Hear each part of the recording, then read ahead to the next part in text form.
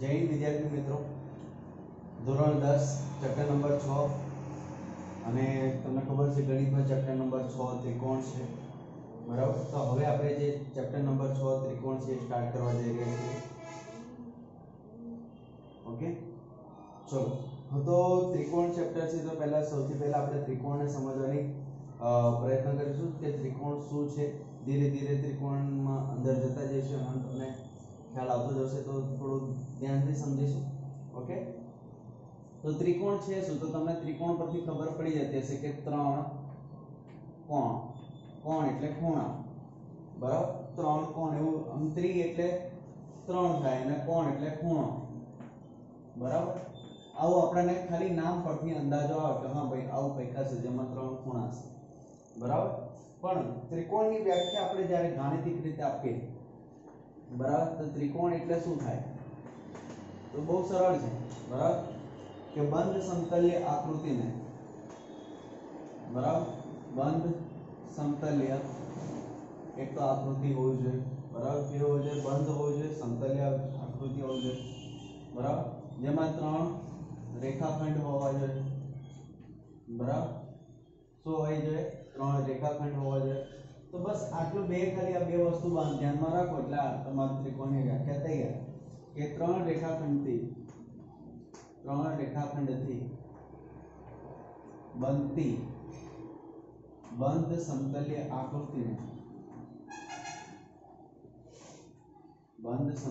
આકૃતિને ત્રિકોણ કહે, બરાબર।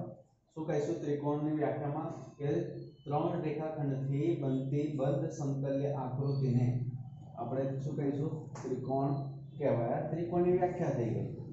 હવે જો સમજી લઈએ કે બંધ સમતલ એટલે શું, તો જો આ એક રેખાખંડ છે, આ બીજો રેખાખંડ છે, આ ત્રીજો રેખાખંડ, બરાબર। તો ત્રણ રેખાખંડ આવી ગયા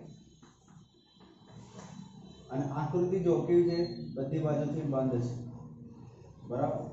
હવે સમતલ્યનો મતલબ શું કે એક જ સમતલમાં હોવું જોઈએ, ત્રણે ત્રણ રેખાખંડો જે છે એક જ સમતલમાં। હવે એક જ સમતલમાં એટલે કેવી રીતે, તો આ એક સમતલ છે, બરાબર, એની પાછળ તમને વોલ દેખાતી હશે, દીવાલ દેખાતી હશે, તો હું આને અહીંયાથી આમ કરીને ના દોરી શકું, બરાબર, કેમ કે સમતલ બદલાઈ ગયું। આ એક સમતલ મેં આને માની લીધું, હવે અહીંયા એક બીજું સમતલ થઈ ગયું, બરાબર। એટલે સમતલ બદલાવું જોઈએ નહીં, એક જ સમતલમાં, આ જ સમતલ તો આ જ સમતલમાં। નીકળ તો એવું બને ને કે આપણે એક બુક છે, બરાબર, તો બુકના એક પાન આપણે બે પેજ હોય છે, આ રીતના આપણે જ્યારે બુક કામ કરીએ, બરાબર, તો આને એક સમતલ્ય કહેવાય। પણ જ્યારે આપણે બીજું પેજ લઈએ, બરાબર, તો આપણે ત્રિકોણ આમ ના દોરી શકીએ, બરાબર, આ રીતનું આપણે લખી શકીએ નહીં, કેમ કે આ સમતલ બદલાઈ ગયું, એટલે એક જ સમતલ હોવું જરૂરી છે, બરાબર। તો આપણે અહીંયા થઈ ગયું આ ત્રિકોણની વ્યાખ્યા, અને બંધ અને સમતલ્યનો મતલબ પણ આપણે સમજી લીધો।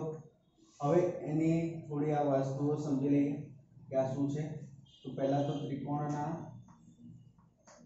અંગો કેટલા, તો ત્રિકોણના અંગો કુલ 6। કેટલા અંગો છે, ત્રિકોણના અંગો 6, કયા કયા, બરાબર, તો ત્રણ બાજુઓ અને ત્રણ ખૂણાઓ, બરાબર, કયા કયા છે, ત્રણ બાજુ અને ત્રણ ખૂણાઓ। હવે આમાં શું થાય છે કે માની લઈએ કે આપણે આ ત્રિકોણને નામ આપી દઈએ A, B અને C, બરાબર। તો આ જે છે ને વર્ટેક્સ, જેને ઇંગ્લિશમાં વર્ટેક્સ કહેવાય, ગુજરાતીમાં આપણે શિરોબિંદુ કહીએ, શું કહીએ, શિરોબિંદુ। તો આ જ્યારે બે રેખાખંડ છે એ જે જગ્યાએ મળે છે અને અહીંયા ખૂણો બનાવે છે, તો આ જે વર્ટેક્સના લીધે એટલે શિરોબિંદુના લીધે આ શું બને છે, અહીંયા ખૂણો બને છે, બરાબર, શું બને છે, ખૂણો બને છે। હવે જનરલી આપણે જોઈએ કે ખૂણાની વ્યાખ્યા જે છે એમાં કિરણ હોય છે, બરાબર, આ રીતનું કિરણ હોય, તો આ રીતનું આમાં પણ આપણે જ્યારે ત્રિકોણ બને તો રેખાખંડ તો લઈ ગયા છે, પણ રેખાખંડ પણ શું છે, એક રેખાનો ભાગ છે, કે બરાબર, એક કિરણનો ભાગ પણ આપણે કહી શકીએ, એટલા માટે ખૂણો પણ આ રીતે સર્જાઈ શકે છે, બરાબર।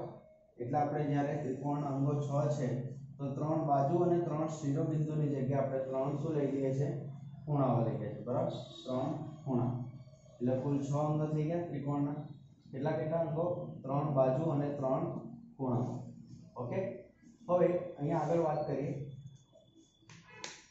કે 3 બાજુઓ 3 ખૂણાઓ સહિત આપણને એક વસ્તુ જે બહુ જ પાંચમા છઠ્ઠા ધોરણથી શીખતા આવે કે ત્રિકોણના ત્રણેય ખૂણાઓનો સરવાળો ત્રિકોણના ત્રણેય ખૂણાઓનો સરવાળો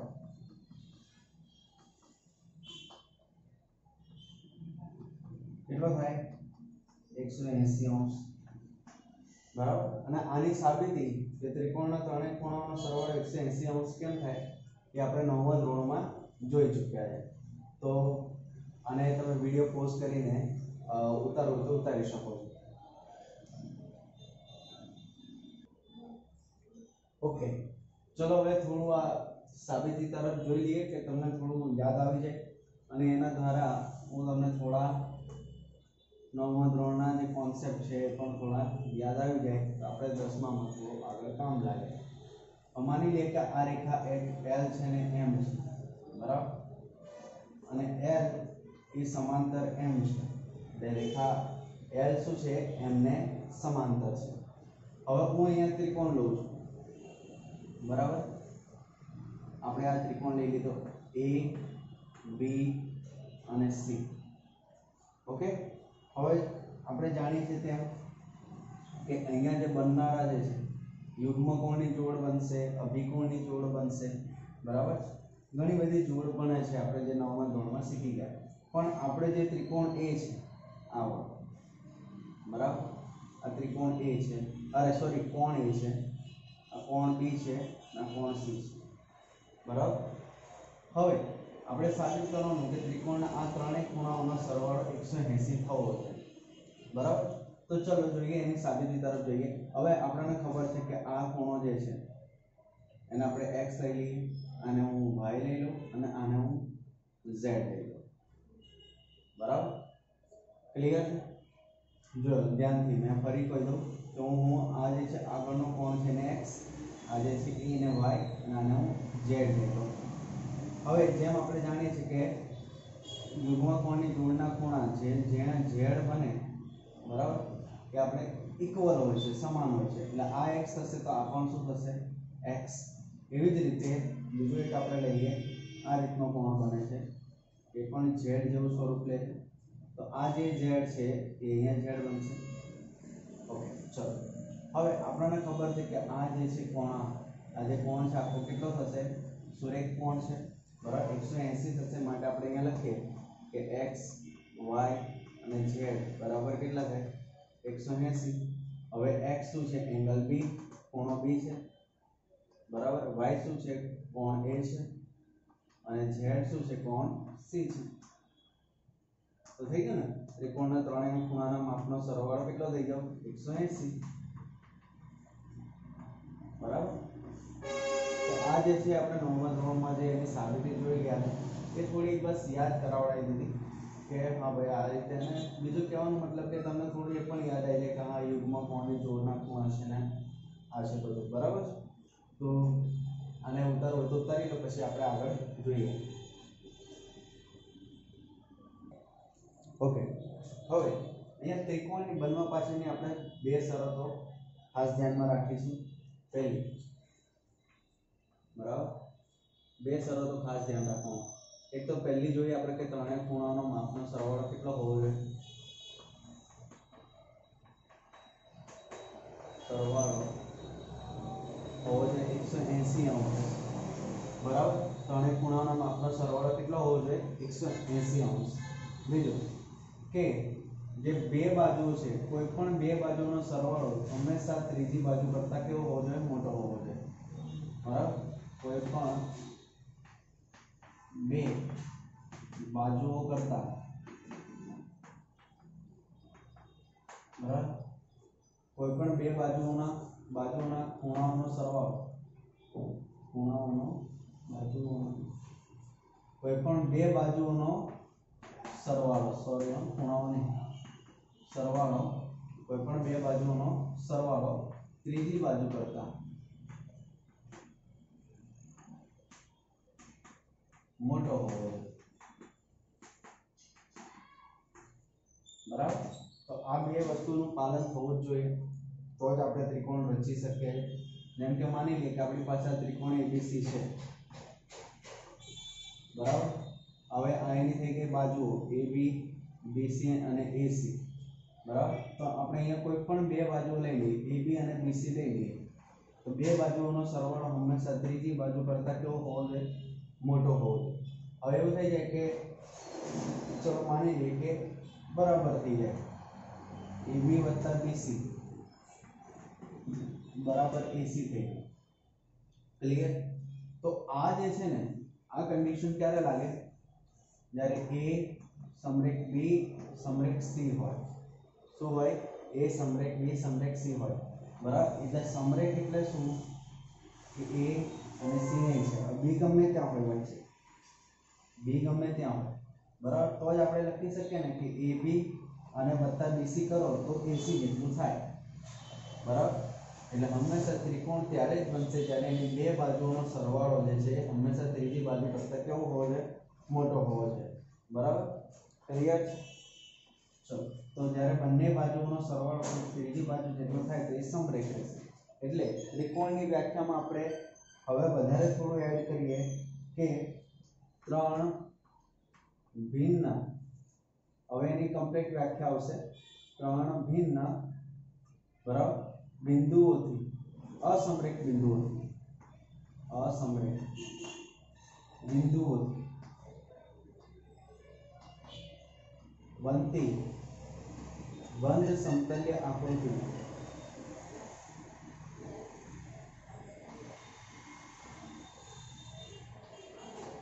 ત્રિકોણ કહીશું, બરાબર, ત્રિકોણ કહેવાય। ઓકે, તો ત્રિકોણ બનવા માટેની આ બે શરતો ખાસ તમારે પાલન કરવી પડે, તો જ ત્રિકોણ રચ્યો છે તેમ કહેવાય।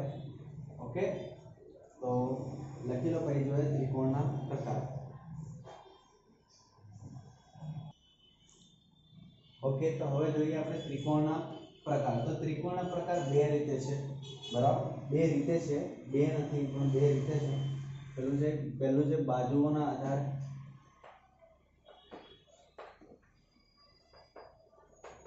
અને બીજું છે ખૂણાઓના આધારે।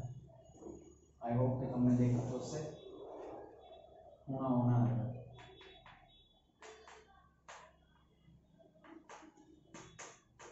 ઓકે, પહેલું છે બાજુઓના આધારે અને બીજું છે ખૂણાઓના આધારે। તો બાજુઓના આધારે જોઈ લઈએ ફટાફટ કયા કયા છે। પહેલું છે સમબાજુ ત્રિકોણ, બરાબર, બીજું છે દ્વિ સમબાજુ ત્રિકોણ,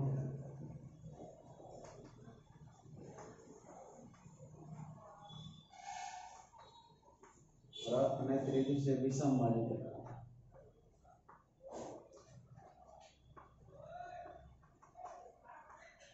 બરાબર। પહેલું છે સમબાજુ ત્રિકોણ, બીજું છે ત્રિસમબાજુ ત્રિકોણ અને ત્રીજું છે વિષમબાજુ ત્રિકોણ। અને ખૂણાઓના આધારે જોઈએ આપણે, ખૂણાઓના આધારે તો લઘુકોણ ત્રિકોણ, કાટકોણ ત્રિકોણ, બરાબર, અને ગુરુકોણ ત્રિકોણ, બરાબર। લઘુકોણ ત્રિકોણ, કાટકોણ ત્રિકોણ અને ગુરુકોણ ત્રિકોણ। હવે આપણે ખાલી અહીંયા ઉપરથી જોઈ લઈએ, પછી એના વિશે આપણે ડિટેલમાં ચર્ચા કરીશું। સમબાજુ ત્રિકોણ એટલે શું? બરાબર, તો ત્રણ બાજુઓ અને ત્રણે ખૂણાઓ સમાન હોય, ખૂણાઓ સમાન હોય, બરાબર, સમાન, બરાબર, ત્રણ બાજુઓ અને ત્રણ ખૂણાઓ સમાન। પછી આપણે જોઈશું કે મધ્યતા અને વેધ જે છે એના ત્રિકોણનું ક્ષેત્રફળ છે બધું, પછી આપણે ધીરે ધીરે એના ડિટેલમાં સમબાજુ ત્રિકોણ વિશે અલગથી સમજીશું। પહેલા આપણે થોડું અહીંયા ઉપરથી સમજી લઈએ, બરાબર। દ્વિસમબાજુ ત્રિકોણ જોઈએ તો દ્વિસમબાજુમાં કેવું છે કે બે બાજુઓ સમાન, બે બાજુઓ સમાન, કોઈ પણ બે બાજુઓ સમાન હોય તેને દ્વિસમબાજુ ત્રિકોણ કહેવાય અને એને અનુરૂપ બરાબર એને અનુરૂપ જે ખૂણા હોય બરાબર એ બંને સમાન હોય જેમ કે માની લઈએ કે આ દ્વિસમબાજુ ત્રિકોણ છે ને આ બે એની સમાન બાજુ છે બરાબર તો આ બે આને આ ખૂણો અને આ ખૂણો બંને કેવા હશે સમાન હશે એટલે કે જ્યાં આગળ બે આ જે છે જે સમાન બાજુ છે જ્યાં એકબીજાને છેદે એને છોડીને બાકીના બે ખૂણા હોય એ કેવા હોય સમાન હોય દ્વિસમબાજુ ત્રિકોણમાં અને વિષમબાજુ ત્રિકોણમાં એટલે ત્રણ બાજુઓ અલગ હોય ત્રણ બાજુઓ અને ત્રણ ખૂણાઓ પણ કેવા હોય ભિન્ન હોય બરાબર કેવા હોય ભિન્ન હોય તેને કહેવાય આપણે વિષમબાજુ ત્રિકોણ હવે લઘુકોણ ત્રિકોણના અંદર કેવો હશે તો લઘુકોણ ત્રિકોણના અંદર બરાબર કે પ્રત્યેક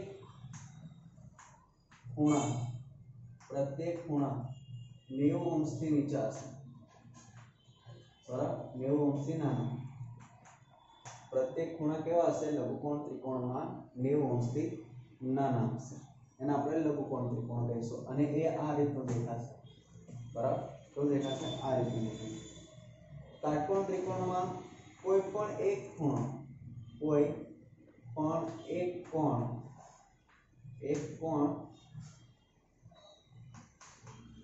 90 અંશનો હોવો જોઈએ બરાબર 90 અંશનો હોવો જોઈએ ઓકે અને ગુરુકોણ ત્રિકોણના અંદર પણ એવું છે કોઈ પણ એક કોણ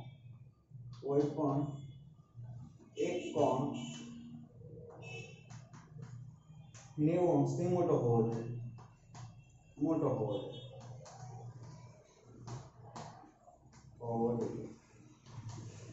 બરાબર તેને આપણે ગુરુકોણ ત્રિકોણ કહીએ આની આકૃતિ તમને આ રીતની જોવા મળશે કે બે રેખા જે છે એકબીજાને લંબ હશે અને ત્રીજી આ રીતે અને આ જે છે 90 અંશ કરતાં મોટું હશે